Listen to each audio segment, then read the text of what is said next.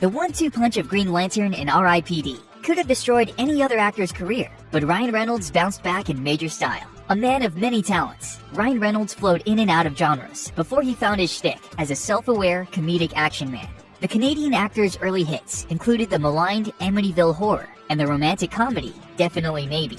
By 2011, Reynolds was ready to go all in on the world of action, cementing himself as a major player in the genre with Green Lantern. The DC flick emerged as a dud, barely grossing $220 million worldwide and making it one of the year's biggest bombs at the box office. It is a notable sore spot for Reynolds, who is set to usher in a new era for DC storytelling. Reports say that Hal Jordan's cinematic debut lost Warner Brothers around $75 million, making it one of the biggest disasters in Reynolds' career and destroying all hopes for a sequel. The actor believes the film flopped because the production focused too much on expensive special effects instead of character development. The picture was also released after films like Iron Man and The Dark Knight took the superhero genre in a new, bolder direction. Ultimately, Green Lantern felt like a relic from the past that didn't understand what viewers wanted. Naturally, critics tore the film apart too, leaving it with a 25% score on Rotten Tomatoes. Reynolds continued down the action rabbit hole in 2013, teaming up with Jeff Bridges for the supernatural action comedy R.I.P.D., which also failed to make an impression with audiences, grossing just $79 million worldwide.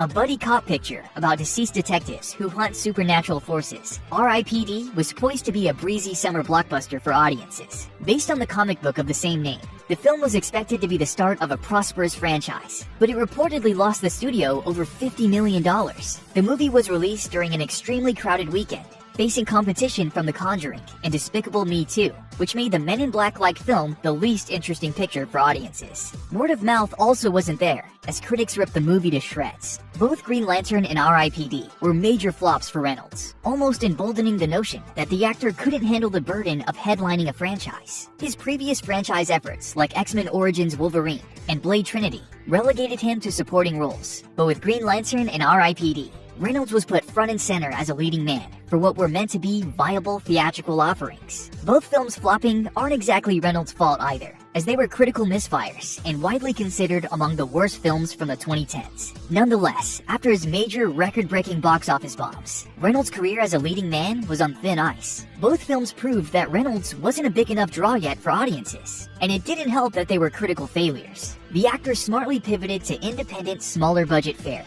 allowing himself to flex his acting chops and gain goodwill from audiences. He debuted the creepy but hilarious serial killer flick, The Voices, in 2014, and the gambling picture, Mississippi Grind, in 2015.